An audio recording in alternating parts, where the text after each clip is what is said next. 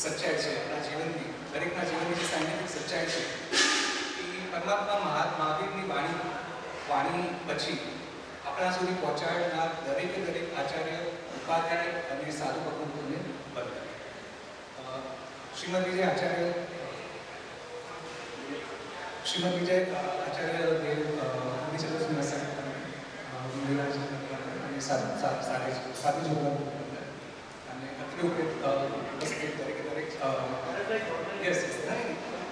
દરેક શાહ અને શાહ. તો જેમ હમણાં સંદીપભાઈ કીધું કે આજનો આખા દિવસ આપણું જે શુદ્ધ સંપદા છે એની વિશાળતા, આકાશ જેવી વિશાળતા અને સમુદ્ર જેવી ઊંડાણમાં આપણે આજે ગયા છે. આપણે ખૂબ જ વિવિધ પ્રકારના જે શુદ્ધ સંપદાને સાચવવા માટે જે પણ પ્રયત્નો થઈ રહ્યા છે એના વિશે આપણે જોયું. તો હું જસ્ટ થોડું રિવાઇન્ડ કરી લઉં છું. તો સૌનો હું આભાર માનું છું કે આપણો અમૂલ્ય સમય આપે. અને સમય કરતાં પણ ઇમ્પોર્ટન્ટ કે આપણી જિજ્ઞાસા. આપણે આ ક્ષેત્રમાં જે જિજ્ઞાસા બતાવી છે એ જિજ્ઞાસા આગળ વધીને આ ક્ષેત્રમાં વધારેમાં વધારે યોગદાન આપો એવી હું પ્રાર્થના કરું છું. જે આચાર્યદેવે સવારે આપણને વાત કરી કે 22 સ્વામી જે દેશના આપી એ ગુરુ પરંપરાથી 22 સ્વામી ભગવાનની જે શબ્દો છે એ આપણા સુધી પહોંચ્યા છે. અને આ જે રસ્તો છે એ બહુ ડિફિકલ્ટ રહ્યો છે. જેમ નેક્સ્ટ જ્યારે શાસ્ત્રો લખાણા અને પછી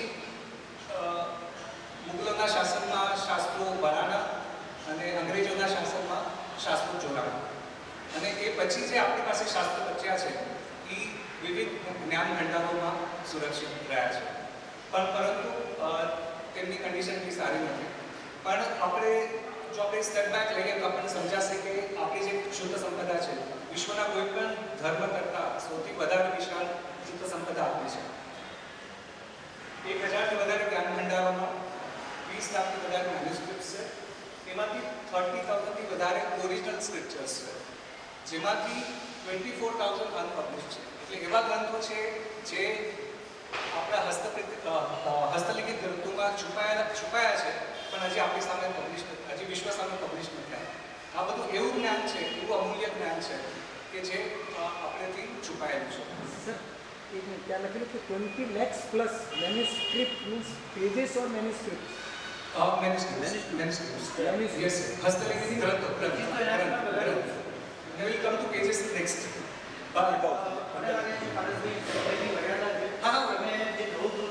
Yes. Okay. નહીં એટલે બેસિકલી આઈડિયા શુદ્ધભાવનો કન્સેપ્ટ છે ને એ સમજવા માટે આ સમજવું જરૂર છે.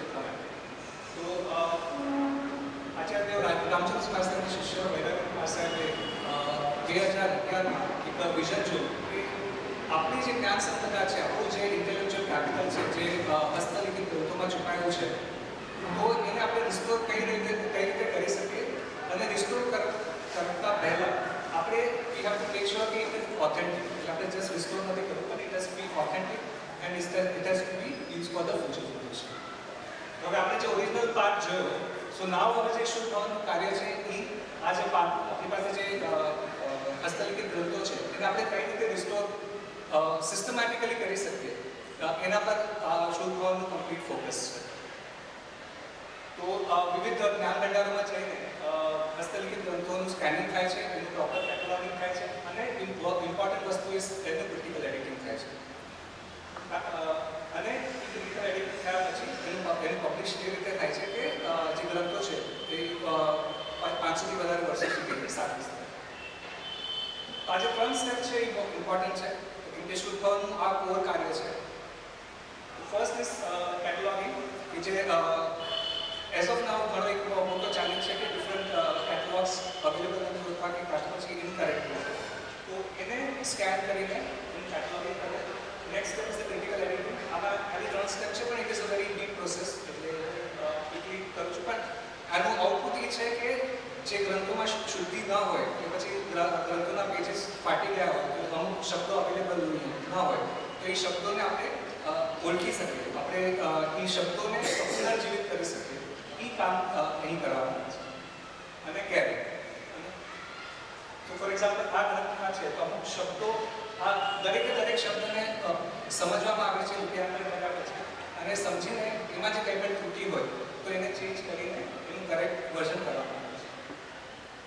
તો અત્યાર સુધી 107 જ્ઞાન ભંડારોનું સ્કેનિંગ થયું છે, એમાંથી લગભગ 1,50,000 મેનેજમેન્ટ સ્કેનિંગ થયું છે અને એમાંથી 17,000 પ્લસ મેનેજમેન્ટ પેજીસનું લિપ્યાંકન થયું છે.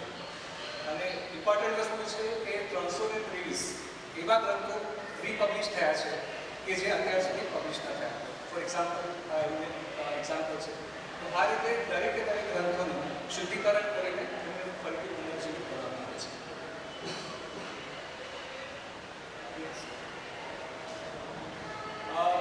શુદ્ધ ભવન આજે એક ઇમ્પોર્ટન્ટ પ્રોજેક્ટ છે બીજીઆરપી. જે હમણાં જે કોબાના પ્રેઝન્ટેશનમાં આપણને જણાવવામાં આવ્યું કે કોઈ પણ કૃતિ હોય તેને સર્ચ કરવી હોય તો આપણે એને કઈ રીતે ક્વિકલી સર્ચ કરી શકીએ. આપણું મેઇન પ્રોબ્લેમ છે કે આપણો જે ડેટા છે એ અનસ્ટ્રક્ચર છે. ડેટા અલગ ફોર્મમાં અલગ રીતે અવેલેબલ છે. ફોર એક્ઝામ્પલ જો આચરણ સૂત્ર જ આપણે લઈએ, પહેલું આપણું આચરણ સૂત્ર, તો એના વિવિધ નામોથી એનો ડેટા અવેલેબલ છે. તો જ્યારે કોઈ સાહેબજી કોઈ મહાત્માને એવા કોઈ પણ ગ્રંથની જરૂર પડે કે જેનો ડેટા ઇનકરેક્ટ હોય તો એ ગ્રંથ પ્રોપરલી એમને મળી શકતો નથી. એટલા માટે એક બીજીઆરપી સોફ્ટવેર છે કે જેમાં આપણા જેટલા પણ વિદ્વાનો છે, એમની જેટલી પણ કૃતિઓ છે, એના પર જેટલી પણ ટિપ્પણીઓ થઈ છે અને એનું એકદમ જ ડિટેલમાં ઇન્ફોર્મેશન, ઓથેન્ટિક ઇન્ફોર્મેશન ક્રિએટ કરવામાં આવે છે અને એના વચ્ચે રિલેશન ક્રિએટ કરવામાં આવે છે. આ સોફ્ટવેર હું હમણાં બતાવી નથી શકતો, પણ એ સોફ્ટવેરમાં એવી ફીચર છે કે ઓટો લિંકિંગ કરી શકે. કે અમુક મેનેજમેન્ટ છે એનું જે કૃતિ છે જો એનું ઇનકરેક્ટ હોય તો ઓલરેડી જે અવેલેબલ ડેટાબેઝ છે એના બેસિસ પર ઓલરેડી સજેસ્ટ કરે છે અને એના બેસિસ પર એ ગ્રંથને કરેક્ટ ડેટા સાથે લિંક કરે છે.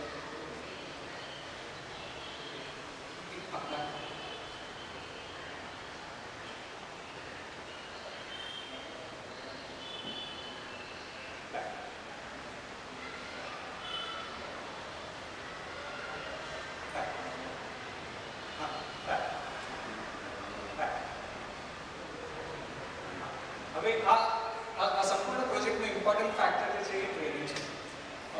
આજે આપણને જોવામાં આવે છે કે લોકોને શુદ્ધના રક્ષણ માટે કન્ટ્રીબ્યુટ કરવું હોય છે પણ એમને ખબર નથી હોતી કે એક્ઝેક્ટલી ક્યાં કન્ટ્રીબ્યુટ કરી શકે.